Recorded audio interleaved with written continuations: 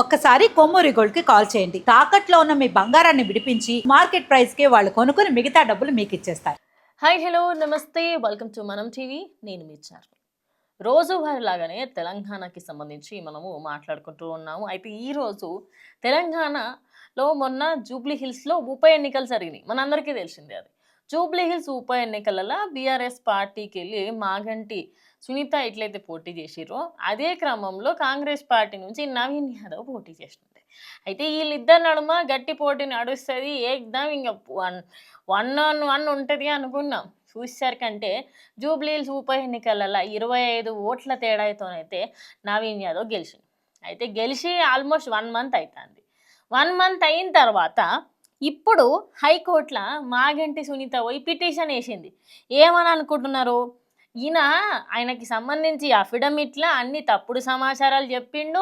ఈయన మీద చాలా క్రిమినల్ కేసులు ఉన్నాయి. అవన్నిటిని కూడా మెన్షన్ చేయలేదు అని చెప్పుకొస్తున్నారు. నిజానికి అఫిడవిట్‌లో కానివ్వండి, లేదా దానికి సంబంధించి కానివ్వండి, జూబ్లీ హిల్స్ ఎమ్మెల్యేను తప్పుపడుతూ హైకోర్టునైతే ఆశ్రయించింది మన మాగంటి సునీత. ఇప్పుడు అఫిడవిట్లో ఏమేమి తప్పులు ఉన్నాయి ఏందనేది చెప్తా. ప్రచారంలో ఎన్నికల ప్రచారం జరుగుతుంది కదా, గా టైంలో ఈయన ఎవరైతే నవీన్ యాదవ్ ఉన్నారో ఆయనకి సంబంధించి అన్ని నియమాలను ఉల్లంఘించిండని చెప్పేసి, అదే కాకుండా ఆయన ఏదైతే మన మీద ఏమేమి కేసులు ఉన్నాయి ఏందనేది అన్నీ చెప్పాలన్నమాట. ప్రస్తుతం హైకోర్టులో ఆయన ఇచ్చిన ఏదైతే ఫామ్ ఉంటుందో ఆ ఫామ్లో పేజ్ నెంబర్ 26లో మాత్రం ఆయన మీద ఎక్కువ కేసులు లేవన్నట్టుగా అది రాయడమే కాకుండా, ఇప్పుడు ప్రభుత్వానికి సంబంధించి ఏమన్నా ఎన్నికలు అవుతున్నాయి అనుకోర్రి, ఆ ఎన్నికలు అవుతున్న సమయంలో నువ్వు ఎంత ఖర్చు పెట్టాలా ఏంది అనేది ఇంత గవర్నమెంటే ఇస్తుంది. నువ్వు పర్సనల్గా ఖర్చు పెట్టుకున్నది కూడా చెప్పాల్సి వస్తుంది. కానీ పర్సనల్గా ఖర్చు పెట్టుకోకూడదని చెప్పేసి అంటా ఉంటారు.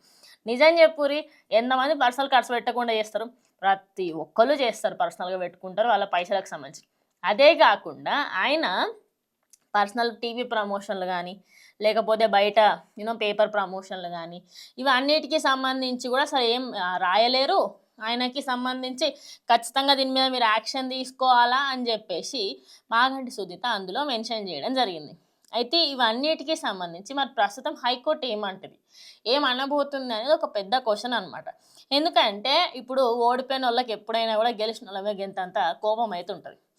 ఆ పెసరంత కోపంని తీసుకుపోయి హైకోర్టులో పెడితే, లాస్ట్ టైం కూడా నవీన్ యాదవ్ గారు అప్పట్లో ఏదో ఎలక్షన్లలో దేంట్లో ఓడిపోతే అప్పట్లో ఆయన కూడా రిటర్న్ పిటిషన్ వేసిండనమాట. నాకు అది సీట్ నాకు రావాల్సింది, ఇదంతా లొల్లులు జరుగుతున్నాయి, ఇదంతా తప్పు ప్రచారం అయింది అని చెప్పేసి అప్పట్లో కేసు నడిచింది.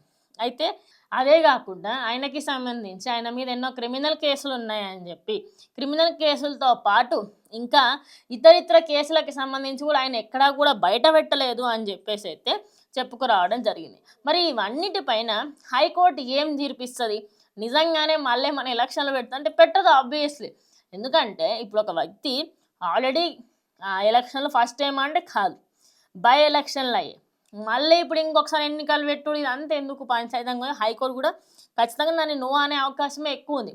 కానీ ఇప్పుడు మాగంటి సునీత పెట్టిన ఏదైతే కేసు ఉందో ఆ హైకోర్టులో రిజిస్టర్ చేసిన దాని మీద, ఈ పిటిషన్ మీద హైకోర్టు ఏమైనా కొంచెం సీరియస్ యాక్షన్ తీసుకొని ఆయన ఖచ్చితంగా ఒకసారి రావాల్సి వస్తుందనో, లేకపోతే ఆయన అఫిడవిట్లో కొన్ని తప్పులు ఉన్నాయి అవన్నీ మార్పులు చేర్పులు చేయమంటారో ఏమీ ఇంకా ఐడియా అయితే లేదు. కానీ తాను పెట్టిన ఈ కేసుకి సంబంధించి, ఈ పిటిషన్కి సంబంధించి ప్రజెంట్ అయితే అందరూ కూడా చర్చించుకుంటూ ఉన్నారు. మరి మీరేమనుకుంటున్నారు? ఇప్పుడు రాష్ట్రానికి సంబంధించి బై ఎలక్షన్లలో గెలిచిన నవీన్ యాదవ్ పైన ఆల్రెడీ నిన్న ఆయన మాట్లాడిండు, మన అసెంబ్లీలో మాట్లాడినప్పుడు ఆయన ఎంత మంచిగా మాట్లాడిండు. అదే కాకుండా మొన్న గెలిచిన తర్వాత కూడా నా మీద క్యారెక్టర్ అసాసినేషన్ చేస్తున్నారు అన్నట్టుగా ఒక మాట అన్నాడు.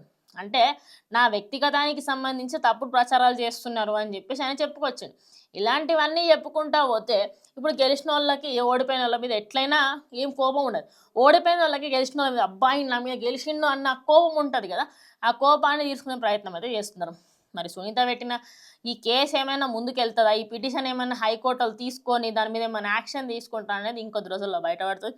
మరి ఈ హైకోర్టులో వేసిన పిటిషన్ పైన మీరేమనుకుంటారో కమెంట్ చేయరు. అదేవిధంగా సబ్స్క్రైబ్ టు మనం టీవీ.